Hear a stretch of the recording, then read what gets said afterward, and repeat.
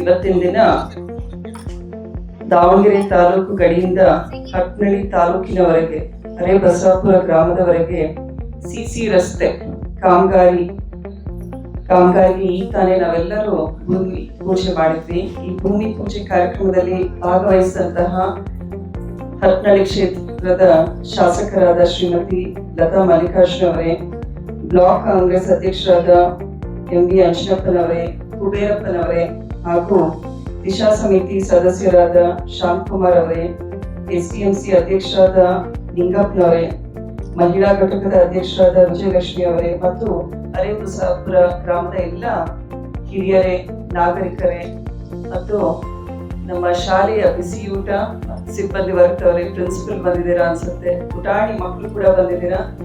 So ಎಲ್ರಿಗೂ ಶುಭ ಮುಂಜಾನೆ ಅಂತ ಹೇಳಿ ಬಯಸ್ತೀನಿ. ಮೊದಲನೇದಾಗಿ ಚುನಾವಣೆ ಆದ್ಮೇಲೆ ಫಸ್ಟ್ ಟೈಮ್ ಬರ್ತಾ ಇರೋದನ್ನ ಹಟ್ನಳ್ಳಿಗೆ, ಈ ಭಾಗಕ್ಕೆ. ಸೊ ಈ ಭಾಗಕ್ಕೆ ಬರ್ತಾ ಇರೋದು ಆಂಜನೇಯ ಸ್ವಾಮಿ ದೇವಸ್ಥಾನಕ್ಕೆ ಹೋದ್ವಿ. ಅಲ್ಲೂ ಕೂಡ ಸ್ವಾಮಿಯ ಆಶೀರ್ವಾದವನ್ನು ಪಡ್ಕೊಂಡ್ವಿ. ಮಳೆ ಕೂಡ ಜಿಬ್ರಾಗಿ ಮಳೆನೂ ಕೂಡ ಬಂದಿದೆ. ಸೊ ಹಾಗಾಗಿ ಈಗಲೇ ಹಿರಿಯರು ಹೇಳಿದ್ರು, ಮಳೆ ಬರ್ಬೇಕು ಅಂದ್ರೆ ನೆಕ್ಸ್ಟ್ MLA MP ಕರೆಸ್ಬೇಕು ನಾವು ಅಂತ. ಸೊ ಅದೇ ರೀತಿ ಇರ್ಲಿ. ನಮ್ಮ ರೈತರು ನಮ್ಮ ದೇಶದ ಬೆನ್ನೆಲುಬು. ಒಳ್ಳೆ ಮಳೆ ಆಗ್ಬೇಕು, ಬೆಳೆ ಆಗ್ಬೇಕು, ನಮ್ಮ ನಾಡು ಸಮೃದ್ಧಿ ಆಗಿರ್ಬೇಕು.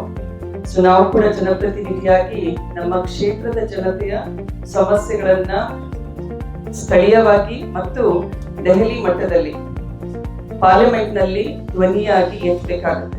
ಸೊ ಈಗಿನ ಸಮಸ್ಯೆ ನೋಡ್ಕೊಂಡು ಹೋದ್ರೆ ಇವತ್ತು ಕೂಡ ಸುಮಾರು 3 ಕೋಟಿ ಕಾಮಗಾರಿಗೆ, EMF ಅಡಿಯಲ್ಲಿ ಬರುವಂತಹ 3 ಕೋಟಿ ಕಾಮಗಾರಿಗೆ ಭೂಮಿ ಪೂಜೆ ಮಾಡಿದ್ದೀವಿ. ಸೊ ಕಾಂಟ್ರಾಕ್ಟರ್ ಯಾರು ತಗೊಂಡಿದ್ದೀರಾ, ಇಲ್ಲಿದ್ದೀರ ಕೈ. ಸೊ ಒಳ್ಳೆ ಕ್ವಾಲಿಟಿ ವರ್ಕ್ ಆಗ್ಬೇಕು. ಮೊದಲನೇದಾಗಿ 1 ಕಿಲೋಮೀಟರ್ 200 ಮೀಟರ್ ಅಷ್ಟಿದೆ. ಸೊ ಒಳ್ಳೆ ವರ್ಕ್ ಆಗ್ಲಿ. ಆಮೇಲೆ ಒಂದು ಡೆಡ್ ಲೈನ್ ಇಟ್ಕೊಂಡು ವರ್ಕ್ ಕಂಪ್ಲೀಟ್ ಮಾಡ್ರಿ. ಅರ್ಧಂಬರ್ಧ ಮಾಡಿ ಮಧ್ಯ ಬ್ರೇಕ್ ತಗೋಬೇಡ್ರಿ. ಸ್ಮೂತ್ ಆಗಿ ಶೀಘ್ರದಲ್ಲೇ ವರ್ಕ್ ನ ಕಂಪ್ಲೀಟ್ ಮಾಡ್ಕೊಡ್ರಿ. ಆಮೇಲೆ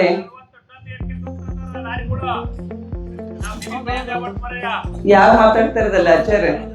ಸರಿ, ಅದು ಯಾರಿಗೆ ಕಿವಿ ಮಾತ್ರಿ?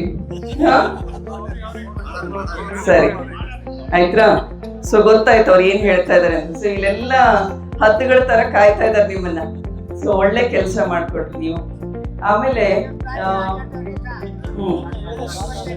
ಸರಿ, ಈಗ ಸೋಮವಾರದಿಂದ ದೆಹಲಿಗೆ ಹೋಗೋದಿದೆ, ಅಧಿವೇಶನ ಇದೆ. ಅಧಿವೇಶನದಲ್ಲಿ ಸುಮಾರು ವಿಷಯಗಳನ್ನ ಚರ್ಚೆ ಮಾಡ್ಬೇಕಾಗಿದೆ. ನೀವೆಲ್ಲ ಟಿವಿನಲ್ಲಿ ನೋಡ್ತಾ ಇದ್ದೀರಾ. 21 ದಿನಗಟ್ಟಲೆ ವಾಂಗ್ಚುಕನವರು ನೀರು ಊಟ ಇಲ್ಲದೆ ಸತ್ಯಾಗ್ರಹ ಮಾಡಿದ್ದಾರೆ. ಯಾರಿಗೋಸ್ಕರ ಸತ್ಯಾಗ್ರಹ ಮಾಡಿದ್ದಾರೆ ಅಂತ ನಾವೆಲ್ಲ ಯೋಚನೆ ಮಾಡ್ಬೇಕಾಗಿದೆ. ಕಾಂಗ್ರೆಸ್ ಪಕ್ಷ ಕೂಡ ರಾಜ್ಯ ಮಟ್ಟದಲ್ಲಿ, ಜಿಲ್ಲಾ ಮಟ್ಟದಲ್ಲಿ, ತಾಲೂಕು ಮಟ್ಟದಲ್ಲಿ ಮತ್ತೆ ಯುವ ಕಾಂಗ್ರೆಸ್ನವರು ಕೂಡ ಗಲ್ಲಿಗಳಿಗೆ ಹೋಗಿ ಸಿಟಿನಲ್ಲಿ ಸ್ಟೂಡೆಂಟ್ಸ್ ನ ಕರ್ಕೊಂಡು ಪ್ರತಿಭಟನೆ ಮಾಡ್ತಾರೆ. ಯಾಕೆ ಅಂದ್ರೆ ನಮ್ಮ ಏನ್ ಎಂಟ್ರೆನ್ಸ್ ಎಕ್ಸಾಮ್ಸ್ ನಡೀತಾ ಇದಾವೆ, ನೀಟ್ ಎಕ್ಸಾಮ್ ಇರ್ಬೋದು, JEE ಎಕ್ಸಾಮ್ ಇರ್ಬೋದು, ಈ ಎಕ್ಸಾಮ್ಗಳಲ್ಲಿ ಏನು ಪೇಪರ್ ಲೀಕ್ ಆಗ್ತಾ ಇದೆ ಅಲ್ಲ, ಇದರ ವಿರೋಧವಾಗಿ ಮಕ್ಕಳು ಸುಮಾರು ಈ ಬಾರಿನೇ 20ಕ್ಕಿಂತ ಹೆಚ್ಚು ಜನ ಮಕ್ಕಳು ಸೂಸೈಡ್ ಮಾಡ್ಕೊಂಡಿದ್ದಾರೆ. ಹೌದ್ರಾ? ಈಗ ಮೊನ್ನೆನೂ ನಮ್ಮ ಹತ್ರ ಬಂದಿದ್ರು. ಯಾಕಂದ್ರೆ ಮೆಡಿಕಲ್ ಕಾಲೇಜು, ಡೆಂಟಲ್ ಕಾಲೇಜ್ ಇದಾವಲ್ಲ, ನಮ್ಮವು ಕೇಳಕ್ ಬರ್ತಾರೆ. ಯಾಕಂದ್ರೆ ಹೋದ್ಸಲ ನಾವು ನೀಟ್ ಎಕ್ಸಾಮ್ ಬರೆದಾಗ ನನ್ನ ಮಗು 460 ಮಾರ್ಕ್ಸ್ ತೆಗ್ದಿದ್ರು. ಈ ಸಲ ಕೇವಲ 400, 200, 350 ಮಾರ್ಕ್ಸ್ ತೆಗ್ದಿದ್ದಾರೆ ಅಂತ. ಇಬ್ರು ಬೇರೆ ಬೇರೆ ಸ್ಟೂಡೆಂಟ್ ಕತೆ. ಆ ಮಗುವಿನ 1 ವರ್ಷದ ಪ್ರಯತ್ನ ನೀರಿಗೆ ಹಾಕ್ದಂಗಾಗುತ್ತೆ. ಸೊ ನನ್ನ ಭವಿಷ್ಯ ಏನು ಒಂದು ಮನಸ್ಸಿನಲ್ಲಿ ಇಟ್ಕೊಂಡು ಮಕ್ಕಳು ಓದ್ತಾ ಇರ್ತಾರೆ. 10th, first PUC, second PUC. ಅವರಿಗೆ ಆ ಟೈಮ್ ನಲ್ಲಿ ನಾವು ಎಕ್ಸಾಮ್ ನ ಸರಿಯಾಗಿ ಮಾಡಿಕೊಟ್ಟು ಪೇಪರ್ ಲೀಕ್ ಆಗದೆ ಒಂದು ಮಾಫಿಯಾ ರೀತಿ ಅದನ್ನ ಮಾಡದೆ ಹೋದ್ರೆ ಮಕ್ಕಳ ಭವಿಷ್ಯ ಸೇಫ್ ಆಗಿ ಇಟ್ಕೊಳಗಾಗುತ್ತೆ. ಸೊ ನಾವು ಕೂಡ ಕಾಂಗ್ರೆಸ್ ಪಕ್ಷದಿಂದ ಅದನ್ನೇ ಕೇಳ್ತಾ ಇರೋದು. ಏನು ಶಿಕ್ಷಣ ಸಚಿವರಿದ್ದಾರೆ ಕೇಂದ್ರದಲ್ಲಿ, ಧರ್ಮೇಂದ್ರ ಪ್ರಧಾನ್ ಅವರು ಕೂಡ ರಿಸೈನ್ ಮಾಡ್ಬೇಕು ಅಂತ. ಆದ್ರೆ ಅಲ್ಲಿರೋರೆಲ್ಲ ನಮ್ನಿ ಗಟ್ಟಿ ಕಲ್ ಬಂಡೆ ಇದ್ದ ಹಾಗೆ. ಅವ್ರು ಏನೇ ಮಾಡಿದ್ರು, ಈಗ ನೋಡ್ತಾ ಇದ್ವಿ ರಾಮ ಜನ್ಮಭೂಮಿದು ಏನಾಗಿದೆ ಅಂತ. 7.5 ಕೋಟಿಯಷ್ಟು ಹಗರಣ ಆಗಿದೆ. ಏನು ಹುಂಡಿಗೆ ಪ್ರತಿಯೊಬ್ಬ ವ್ಯಕ್ತಿಯೂ ಕೂಡ ಪಕ್ಷಾತೀತವಾಗಿ ರಾಮ ಮಂದಿರವನ್ನ ಕಟ್ಟಬೇಕು ಅಂದ್ರೆ ನಾವೆಲ್ಲ ಹಣ ಕೊಟ್ಟಿದ್ದೇವೆ. ಸೊ ಅಂತಹ ನಮ್ಮ ಭಾರತೀಯ ಸಂಸ್ಕೃತಿ ಪರಂಪರೆಯಲ್ಲಿ ದೇವರ ಬಗ್ಗೆ, ದೇವಸ್ಥಾನದ ಬಗ್ಗೆ ಅಪಾರ ನಂಬಿಕೆ ಇಟ್ಕೊಂಡವರು. ಈಗ ನಾವು MP MLA ಎಲ್ಲರೂ ನೋಡ್ತೀವಿ. ಯಾರೇ ಬಂದ್ರು ಕೂಡ ಶಾಲೆಗಿನ ಜಾಸ್ತಿ ದೇವಸ್ಥಾನದ ಕೆಲ್ಸಕ್ಕೆ ಕೊಡ್ರಿ ಅಕ್ಕರಿ ಅಂದ್ರೆ ಗ್ರಾಂಟ್ಸ್ ಕೇಳ್ತೀವಲ್ಲ, ಗೋಪುರದ ಕೆಲಸ ಇದೆ ಅಥವಾ ಇನ್ನೇನಾರ ಫ್ಲೋರಿಂಗ್ ಕೆಲಸ ಇದೆ ಅಂತ. ಸೊ ಇಂತಹ ಶ್ರದ್ಧೆಯ ಜೊತೆಗೆ ಆಟವಾಡ್ತಿರೋರು ಯಾರು? ಇನಾಗ್ರೇಷನ್ ಮಾಡಿದವರು ಅವರೇ, ರಾಮ ಜನ್ಮಭೂಮಿ ಅಜೆಂಡಾ ಇಟ್ಕೊಂಡು ಎಲೆಕ್ಷನ್ ಗೆದ್ದಿರೋರು ಅವರೇ. ಆದ್ರೂ ಕೂಡ ಇವತ್ತು ಅವರ ಕಂಟ್ರೋಲ್ ನಲ್ಲಿರುವಂತಹ ಒಂದು ಕಮಿಟಿನವರಲ್ಲಿ ಕೂಡ ಹಗರಣ ಆಗಿದೆ. ಸೊ ಇಡೀ ದೇಶ ಯಾವ ರೀತಿ ನಡೀತಾ ಇದೆ ಅಂತ ಕೂಡ ನಾವು ಯೋಚನೆ ಮಾಡ್ಬೇಕಾಗಿದೆ. ಒಂದೊಂದು ಇಲಾಖೆನಲ್ಲೂ ಯಾವ ರೀತಿ, ರಾಮ ಮಂದಿರ ಅಂದ್ರೆ ಅಷ್ಟು ಸೀಕ್ರೆಟ್ ಪ್ಲೇಸ್, ಅಲ್ಲೇ ಈ ರೀತಿಯ ಹಗರಣ ಆದ್ರೆ ಬೇರೆ ಬೇರೆ ಇಲಾಖೆಗಳಲ್ಲಿ, ಮಿನಿಸ್ಟ್ರಿಗಳಲ್ಲಿ ದೇಶಾದ್ಯಂತ ಏನಾಗ್ತಾ ಇದೆ, ವಿದೇಶ ನೀತಿ ಅಂತ ಹೇಳ್ತಾರೆ ಮೋದಿ ಅವರು, ದೇಶಕ್ಕಿಂತ ವಿದೇಶದಲ್ಲೇ ಜಾಸ್ತಿ ತಿರುಗ್ತಾರೆ. ಸೊ ನಾನು MP ಆಗಿ ಈ ವಿಷಯಗಳ ಬಗ್ಗೆ ಚರ್ಚೆ ಮಾಡ್ತೇನೆ. ಇದೇನಕ್ಕರೆ ಇಲ್ಲಿ ಬರ್ತೀರಾ, ನಮ್ಮೂರಿನ ಸ್ಕೂಲ್ ಬಗ್ಗೆ ಮಾತಾಡ್ರಿ, ಅದಕ್ಕೆ MLA ಅವರು ಇದ್ದಾರೆ, ಹೌದಾ? ಸೊ MP ಆದವ್ರದ್ದು ಜವಾಬ್ದಾರಿ ಬೇರೆ ಆಗುತ್ತೆ. ನಮ್ದು ಅಡಿಷನಲ್ ಜವಾಬ್ದಾರಿ ಏನಾಗುತ್ತೆ ಅಂದ್ರೆ ಕೇಂದ್ರ ಸರ್ಕಾರದಿಂದ ಬರುವಂತಹ ಹಣ, ಇನ್ನು 15th ಫೈನಾನ್ಸ್ ಕಮಿಷನ್ ಅಲ್ಲಿ ಪ್ರತಿ ವರ್ಷ ಹಣ ಬಿಡುಗಡೆ ಆಗುತ್ತೆ. ನಮ್ಮ ಗ್ರಾಮೀಣ ಭಾಗದಲ್ಲಿ ಆಗುವಂತಹ ಕಾಮಗಾರಿಗಳು, ಜಲ್ ಜೀವನ್ ಮಿಷನ್, ಈ ನೀರಿಂದು 24/7 ನೀರ್ ಹೇಳ್ತಿರಲ್ಲ ಅದು ಇರ್ಬೋದು, ಗ್ರಾಮೀಣಾಭಿವೃದ್ಧಿ ಯೋಜನೆ, ಆಮೇಲೆ ಈಗ ತಾನೇ ಹೊಸ ಮರುನಾಮಕರಣ, ಹುಟ್ಟಿದ ಮಗುಗೆ ಒಂದು ಹೆಸರು ಇಡ್ತೀವಿ, ಶಾಲೆ ಕಳಿಸುವಾಗ ಇನ್ನೊಂದು ಹೆಸರು ಇಡ್ತೀವಿ. ಅದು ಯಾವ ಯೋಜನೆ ಹೇಳ್ರಿ? ಕರೆಕ್ಟ್, ಉದ್ಯೋಗ ಖಾತ್ರಿ. ಹುಟ್ಟಿದಾಗ ಮಹಾತ್ಮ ಗಾಂಧಿ ನರೇಗಾ ಯೋಜನೆ ಅಂತ ಇಟ್ವಿ ನಾವು, ಅದರ ಹೆಸರು ಆತ್ಮವನ್ನೇ ಚೇಂಜ್ ಮಾಡಿಬಿಟ್ಟು BBG ರಾಮ್ಜಿ ಯೋಜನೆ ಅಂತ ಮರುನಾಮಕರಣ ಮಾಡಿ ಹೊಸ ಹೊಸ ಗೈಡ್ ಲೈನ್ಸ್ ತಗೊಂಡು ಬಂದಿದ್ದಾರೆ. ನಾವು ಕಳೆದ ಸೆಷನ್ ಅಲ್ಲಿ ಆಲ್ರೆಡಿ ಆ ಬಿಲ್ ನ ಪ್ರಪೋಸ್ ಮಾಡಿ ಜಾರಿ ಮಾಡಿದ್ರು, ಅದೊಂದು ಆಕ್ಟ್ ಆಗಿದೆ, BBG ರಾಮ್ಜಿ ಆಕ್ಟ್ ಆಗಿದೆ. ಈಗಲೂ ಕೂಡ ಅದರಡಿಯಲ್ಲಿ ಉದ್ಯೋಗವನ್ನ ಕೊಡ್ಲಿಕ್ಕೆ ಆಗ್ತಾ ಇಲ್ಲ. ನಾನು ಎಲ್ಲೇ MP ಆಗಿ ಕ್ಷೇತ್ರದಲ್ಲಿ ಓಡಾಡಿದ್ರೆ ಹೆಣ್ಮಕ್ಳು ಬಂದು ಕೇಳೋದದೆ, ಅಕ್ಕರೆ ನಮಗೆ ಉದ್ಯೋಗ ಖಾತ್ರಿನಲ್ಲಿ ಕೆಲಸ ಕೊಡ್ರಿ, ದುಡ್ಡು ಕೊಡ್ರಿ, ನಮ್ಮ ಅಕೌಂಟಿಗೆ ದುಡ್ಡು ಬರ್ತಾ ಇಲ್ಲ, ಮಕ್ಳ ಶಾಲೆ ಶುರು ಆಗಿದೆ, ಖರ್ಚುಗಳು ಎಲ್ಲ ಬೆಲೆ ಏರಿಕೆ ಎಷ್ಟಾಗ್ತಾ ಇದೆ, ಹೌದಾ? ಬೆಲೆ ಏರಿಕೆ, ಮನೆಗಳಿಲ್ಲ, ನಮಗೆ ಪೆನ್ಷನ್ ಬರ್ತಾ ಇಲ್ಲ, ಗೃಹಲಕ್ಷ್ಮಿ 5 ತಿಂಗಳು 6 ತಿಂಗಳು ಆದ್ಮೇಲೆ ಬರುತ್ತೆ ಅಂತಾರೆ. ಮೊನ್ನೆ ಕೂಡ ಗೃಹಲಕ್ಷ್ಮಿ ಖಾತೆಗೆ ಅಮೌಂಟ್ ರಿಲೀಸ್ ಮಾಡ್ತೀವಿ ಅಂತ ಅದನ್ನು ಕೂಡ ಅನೌನ್ಸ್ ಮಾಡಿದ್ದಾರೆ. ಮತ್ತೆ ನಮ್ಮ ಗ್ರಾಮೀಣಾಭಿವೃದ್ಧಿ ಸಚಿವರಾದ ಈಶ್ವರ್ ಖಂಡ್ರೆ ಅವರು ಕೂಡ ಎಲ್ಲ ಸಂಸದರಲ್ಲಿ, ನಾವು 9 ಜನ ಇದ್ದೀವಿ ಸಂಸದರು ಕಾಂಗ್ರೆಸ್ ಪಕ್ಷದಿಂದ, ಒಟ್ಟಾರೆ 28 ಸಂಸದರು ಎಲ್ಲ ಪಕ್ಷದವ್ರು ಸೇರಿಸಿ ನಮಗೆಲ್ಲರಿಗೂ ಒಂದು ಪತ್ರ ಕಳಿಸಿದ್ದಾರೆ. ಕೇಂದ್ರದಲ್ಲಿ ಗ್ರಾಮೀಣಾಭಿವೃದ್ಧಿ ಸಚಿವರನ್ನ ಕಂಡುಬಿಟ್ಟು ನಮ್ಮ ರಾಜ್ಯಕ್ಕೆ ಬರುವಂತಹ 2182 ಕೋಟಿಯಷ್ಟು ಹಣವನ್ನ ರಿಲೀಸ್ ಮಾಡಿ, ನಮ್ಮ ಗ್ರಾಮೀಣ ಭಾಗದ ಜನತೆಯೇ ಅಲ್ಲಿರುವಂತಹ ಮೂಲಭೂತ ಸೌಕರ್ಯಗಳಿಗೆ ಗ್ರಾಂಟ್ಸ್ ಬೇಕಾಗುತ್ತೆ. ಇದು ಕಳೆದ ವರ್ಷದ ಗ್ರಾಂಟ್ ಇನ್ನೂ ರಿಲೀಸ್ ಮಾಡಿಲ್ಲ. ಇದರ ಜೊತೆಗೆ ಜಲ್ ಜೀವನ್ ಮಿಷನ್ ಅದರ ಅಮೌಂಟ್ ರಿಲೀಸ್ ಮಾಡಬೇಕಾಗಿದೆ. ಇದೇ ನಮ್ಮ ಜವಾಬ್ದಾರಿ ಆಗುತ್ತೆ. ಆದ್ರಿಂದ ನೀವು ಯೋಚನೆ ಮಾಡಬೇಕು, MP ಆದವ್ರು ಯಾಕೆ ನಮ್ಮ ಊರಿಗೆ ಬರ್ತಾ ಇಲ್ಲ? ನಿಮ್ದು ಏನೇ ಸಮಸ್ಯೆ ಇದ್ರು ನಮ್ಮ ಆಫೀಸ್ ಇದೆ, ನಮ್ಮ PA ಇರ್ತಾರೆ. ಈ ಕೇಂದ್ರ ಸರ್ಕಾರದ ಯೋಜನೆಗಳು ಏನೇನಿದೆ ಅದಕ್ಕೆ ಸಂಬಂಧಪಟ್ಟ ಹಾಗೆ ಇವತ್ತು PDO ಆಫೀಸರ್ ಬಂದಿಲ್ಲ, ಯಾಕೆ ಬಂದಿಲ್ಲ ಅಂತಲೂ ಕೇಳಿದೆ. ಭಾನುವಾರ ಹಾಕರೆ ಅಂತ, ನಮಗ್ ಭಾನುವಾರನೂ ಇಲ್ಲ, ಯಾವ ವಾರನೂ ಇಲ್ಲ, ಹೌದ್ರಾ? ಈಗ ಲತಾ ಅವರು ಬೆಂಗಳೂರಿಂದ ಬಂದಿದ್ದಾರೆ. ಇವತ್ತು ಕೂಡ ನಮ್ಮ ಅಪ್ಪಾಜಿ ಅವ್ರ ದಿನ ಮಾಡಿದೀವಿ ದಾವಣಗೆರೆಯಲ್ಲಿ. 8 ವರ್ಷ ಆಗಿದೆ ಅವ್ರು ತಿಳ್ಕೊಂಡು, ಅಲ್ಲಿ ಸಮಾಧಿಗೆ ಹೋಗಿ ಇಲ್ಲಿ ಬರ್ತಾ ಇರೋದು. ಸೊ ಹಂಗಾಗಿ ನಮ್ಮ ವೈಯಕ್ತಿಕ ಕೆಲಸದ ಜೊತೆಗೆ ನೀವೆಲ್ಲ ನಮಗೆ ಕೊಟ್ಟಿರುವಂತಹ ಪ್ರೀತಿ ವಿಶ್ವಾಸಕ್ಕೆ ಮಾಡಿದ್ದು ನಾವು ಕೂಡ ಜವಾಬ್ದಾರಿಯುತ ಜನಪ್ರತಿನಿಧಿಯಾಗಿ ಕೆಲಸ ಮಾಡಬೇಕಾಗತ್ತೆ. ಸೊ ಕೇಂದ್ರ ಸರ್ಕಾರದ ಯೋಜನೆಗಳು, ಲೀಡರ್ಸ್ ಇದ್ದೀರಾ, ದಿಶಾ ಕಮಿಟಿಯಿಂದ ಶಾಂತಕುಮಾರ್ ಅವರು ಇದ್ದಾರೆ. ಸೊ ಇಡೀ ಹರಪನಹಳ್ಳಿ ಕ್ಷೇತ್ರದಲ್ಲಿ ಕೇಂದ್ರ ಸರ್ಕಾರದ ಯೋಜನೆಗಳ ಹಣ ಬಿಡುಗಡೆ ಎಲ್ಲೆಲ್ಲ ಆಗ್ತಾ ಇಲ್ಲ, ಏನು ಸಮಸ್ಯೆಗಳಾಗ್ತಾ ಇದ್ದಾವೆ, ನಮ್ಮ ಗ್ರಾಮ ಸಡಕ್ ಯೋಜನಾ ಇರ್ಬೋದು, ವಸತಿ ಯೋಜನಾ, PM ಆವಾಸ್ ಯೋಜನಾ.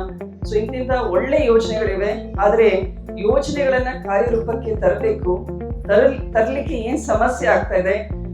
ಗ್ರಾಮ ಸಡಕ್ ಆವಾಸ್ ಯೋಜನಾ, ಏನ್ ಮನೆ ಕಟ್ಟಲಿಕ್ಕೆ ನಾವು ನಿವೇಶನ ಇರೋರಿಗೆ ಹಂತದಲ್ಲಿ ದುಡ್ಡು ಕೊಡ್ತೀವಿ, ಸರಿಯಾದ ಫಲಾನುಭವಿಗಳ ಆಯ್ಕೆ ಮಾಡಬೇಕಾಗಿದೆ ಮೊದಲನೆಯದಾಗಿ. ಸೊ ಗ್ರಾಮ ಪಂಚಾಯತ್ ಮೆಂಬರ್ಸ್, ನೀವು ಕೂಡ ಯಾರು ಆರ್ಥಿಕವಾಗಿ ಸ್ವಲ್ಪ ಸಬಲರಿದ್ದಾರೆ ಅಂತವ್ರನ್ನ ಪಟ್ಟಿಗೆ ಸೇರಿಸ್ಕೊಂಡ್ರೆ ಅವರಿಗೆ ನಾವು ಏನು 1.5 ಲಕ್ಷ 2 ಲಕ್ಷ ದುಡ್ಡು ಕೊಡ್ತೀವಿ, ಆ ದುಡ್ಡನ್ನ ಬಳಸ್ಕೊಂಡು ಅವ್ರ ಮನೆ ಕಟ್ಟಲಿಕ್ಕೆ ಸಾಧ್ಯ ಆಗುತ್ತೆ. ಸೊ ಈ ರೀತಿ ಇಲ್ಲಿರುವಂತಹ ಪಂಚಾಯತ್ ಮೆಂಬರ್ಸ್, ನೀವು ಕೂಡ ನಿಮ್ಮ ಕ್ಷೇತ್ರದಲ್ಲಿ ತಾಲೂಕು ಮಟ್ಟದಲ್ಲಿ, ಜಿಲ್ಲಾ ಪಂಚಾಯತ್ ಮಟ್ಟದಲ್ಲಿ ಕೇಂದ್ರ ಸರ್ಕಾರದ ಯೋಜನೆಗಳಿಗೆ ಸಂಬಂಧಪಟ್ಟ ಹಾಗೆ ಆಗ್ತಾ ಇರುವಂತಹ ಸಮಸ್ಯೆಗಳ ಬಗ್ಗೆ ನಿಮ್ಮ ಸಭೆಗಳು ಮಾಡ್ತಿರಲ್ಲ, ಪಂಚಾಯತ್ ಸಭೆಗಳನ್ನ, ಸೊ ಅದನ್ನ ನಮ್ ಗಮನಕ್ಕೆ ತಗೊಂಡ್ ಬಂದ್ರೆ ಅಲ್ಲಿ ಮಿನಿಸ್ಟರ್ಗಳನ್ನ ಮತ್ತೆ ಪಾರ್ಲಿಮೆಂಟ್ ನಲ್ಲಿ ನಮಗೆ ಒಂದು ಹಕ್ಕಿರುತ್ತೆ, ಅಲ್ಲಿ ನಾವು ಕೇಳಲಿಕ್ಕೆ, ನಾವು ಕೇಳಿದಾಗ ಅಲ್ಲಿ ಮಿನಿಸ್ಟರ್ಗಳು ಉತ್ತರ ಕೊಡ್ಲೇಬೇಕಾಗುತ್ತೆ. ಸೊ ಅದನ್ನ ನಮ್ಮ ಕ್ಷೇತ್ರದಲ್ಲಿರುವಂತಹ ಮಿನಿಸ್ಟರ್ಸು ಅವರು ಕೂಡ ಜವಾಬ್ದಾರಿ ವಹಿಸಿದ್ದಾರೆ. ಅದೇ ರೀತಿ ಗೃಹ ಸಚಿವರಾದ ಪರಮೇಶ್ವರ್ ಅವರು ಕೂಡ ನಮಗೆ ಒಂದು ಜವಾಬ್ದಾರಿ ವಹಿಸಿದ್ದಾರೆ. ಈ ಸಲ ವಾಡಿಕೆಗಿಂತ 48% ಅಷ್ಟೇ ಮಳೆ ಆಗ್ತಾ ಇದೆ, ಕಡಿಮೆ ಆಗ್ತಾ ಇದೆ ಮಳೆ. ಆದ್ರಿಂದ ನೀವು ಬರ ಪರಿಶೀಲನೆ ಮಾಡುವಾಗ ಗೈಡ್ಲೈನ್ಸ್ ನ ಸ್ವಲ್ಪ ಸ್ಟ್ರಿಕ್ಟ್ ಆಗಿ ಮಾಡಬೇಡ್ರಿ, ನಮ್ಮ ರೈತರ ಅನುಕೂಲಕ್ಕೆ ಸರಿ ಹೋಗೋ ರೀತಿಯಲ್ಲಿ ಸಮೀಕ್ಷೆ ಮಾಡುವಂತೆ ನಿಮ್ಮ ಆಫೀಸರ್ಸ್ಗೆ ಗೈಡ್ಲೈನ್ಸ್ ಕೊಡ್ರಿ, ಆದೇಶ ಕೊಡ್ರಿ ಅಂತ ಅವ್ರು ಕೂಡ ಹೇಳಿದ್ದಾರೆ. ಸೊ ಇವೆಲ್ಲವನ್ನ ಪಟ್ಟಿ ಮಾಡ್ಕೊಂಡು ಈಗ ಬರುವಂತಹ ಅಧಿವೇಶನದಲ್ಲಿ ಚರ್ಚೆ ಮಾಡೋದಿದೆ. ಸೊ ಇನ್ನು ಏನೇ ಇದ್ರು ಕೂಡ ಇವೆಲ್ಲರೂ ನಮ್ಮ ಆಫೀಸ್ ನಲ್ಲಿ ಟೀಮ್ ಇರ್ತಾರೆ, 1 ತಿಂಗಳು ಅಧಿವೇಶನ ನಡೆಯುತ್ತೆ. ಸೊ ಅದನ್ನು ಕೂಡ ಅರ್ಜಿಗಳನ್ನ ನಮ್ಮ ಆಫೀಸಿಗೆ ಕಳಿಸ್ರಿ. ಮತ್ತೆ ಇದ್ರ ಜೊತೆಗೆ ಈಗ ಬರುವಂತಹ ಸೆಷನ್ ಅಲ್ಲಿ ಎಲ್ಲರೂ ಕೇಳ್ತಾ ಇದ್ದೀರಾ, ಪೆಟ್ರೋಲ್ ಜೊತೆಗೆ ಎಥೆನಾಲ್ ಮಿಕ್ಸ್ ಮಾಡಿ ಅದನ್ನ ವೆಹಿಕಲ್ಸ್ ನಲ್ಲಿ ಯೂಸ್ ಮಾಡಬೇಕು ಅಂತ. ಅದರಲ್ಲೂ ಕೂಡ ಸರಿಯಾದ ರಿಸರ್ಚ್ ಆಗಿಲ್ಲ. 20% ಎಥೆನಾಲ್ ಪೆಟ್ರೋಲ್ ಬ್ಲೆಂಡಿಂಗ್ ಅದು ಸೈಂಟಿಫಿಕ್ ಇದೆನಾ ಇಲ್ಲ ಅಂತ. ಸೊ ಈ ರೀತಿ ಇಡೀ ದೇಶಕ್ಕೆ ಎಫೆಕ್ಟ್ ಆಗುವಂತ ಸುಮಾರು 3,000ಕ್ಕೂ 130 ಕೋಟಿ ಅನ್ಸುತ್ತೆ, 103 ಕೋಟಿ vehicles. What is the statistics? ಸುಮಾರು 3 ಕೋಟಿಯಷ್ಟು ವೆಹಿಕಲ್ಸ್ ಇದಾವೆ ಇಡೀ ದೇಶದಲ್ಲಿ. ಎಥೆನಾಲ್ ಜೊತೆಗೆ ಪೆಟ್ರೋಲ್ ಮಿಕ್ಸ್ ಮಾಡಿ ಹಾಕಿದ್ರೆ ಮೆಷಿನ್ ಹಾಳಾಗುತ್ತೆ ಅಂತ. ಸೊ ಹೀಗೆ ಒಂದೊಂದು ಕಂಪ್ನಿದು ಪರ್ಸನಲ್ ಇಂಟ್ರೆಸ್ಟ್ ಇಂದ ಈ ರೀತಿ ಮಾಡ್ತಾ ಇದ್ದೀರಾ ಅಂತ ಆರೋಪಗಳು ಇವೆ. ಸೊ ನೀಟ್ ಸಂಬಂಧಪಟ್ಟ ಹಾಗೆ, ಮತ್ತೆ ಎಥೆನಾಲ್ ಬ್ಲೆಂಡಿಂಗು, ರಾಮ ಜನ್ಮಭೂಮಿ, ಇದರ ಜೊತೆಗೆ ಮುಖ್ಯವಾಗಿ ಏನ್ ಮಹಿಳಾ ಮೀಸಲಾತಿ ಆಲ್ರೆಡಿ ಪಾಸ್ ಮಾಡಿದೀವಿ 2023ರಲ್ಲಿ. ಈಗ ಏನ್ ಅದನ್ನ ಜಾರಿಗೆ ತರಬೇಕು ಅಂತ ನಾವು ಹೇಳ್ತಾ ಇರೋದು 543 ಸ್ಟ್ರೆಂತ್ ಇದೆ ಅಲ್ಲ, ಅದರಲ್ಲೇ ಜಾರಿ ಮಾಡ್ರಿ ನೀವು ಅಂತ ನಮ್ಮೆಲ್ಲ ಪಕ್ಷದವರು ಒಪ್ಪಿಗೆ ಕೊಟ್ಟಿದ್ದೀವಿ ಅಪೋಸಿಷನ್ ಅಲ್ಲಿ.